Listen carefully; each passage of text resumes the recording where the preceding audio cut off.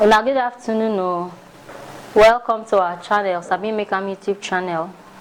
We don't they make plenty black soap, and this black soap where we they use, it no get chemical we go hot mark, except we put chemical we go make them tear your skin. So this particular one, they very good. We get nice ingredients.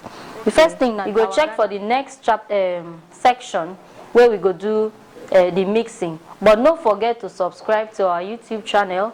Don't forget to turn on the notification bell. Our YouTube channel and Sabi Makeup YouTube channel. Thank you. Okay, now welcome back. So this our black soap now. This one, we don't dissolve them for water. 200 ml of water for this one. Since we add bent kaolin clear for this one, so that it will help exfoliate the skin. This now our shampoo, so we go add them now.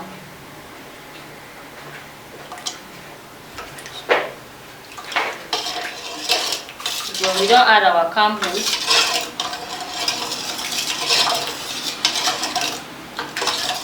Next thing where we go add now our carrot oil. It is very very important say we get essential oils for this thing, so that it no go hurt your skin.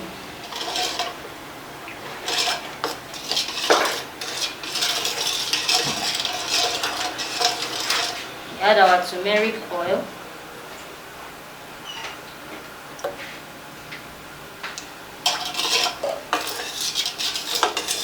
Turmeric oil gets plenty antioxidants. Yes. They will help repair the skin.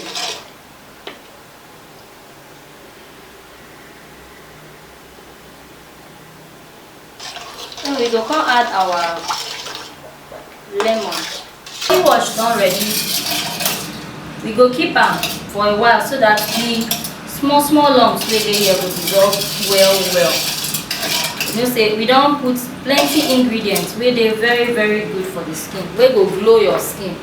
The carrot oil go glow the skin. Turmeric oil go still glow. Even the lemon oil go brighten and glow at the same time.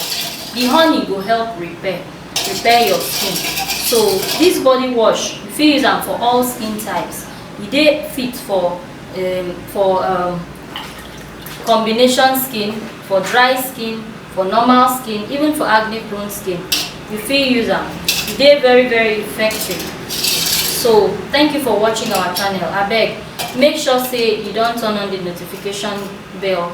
We get more videos, more interesting videos where you go like watch. Thank you.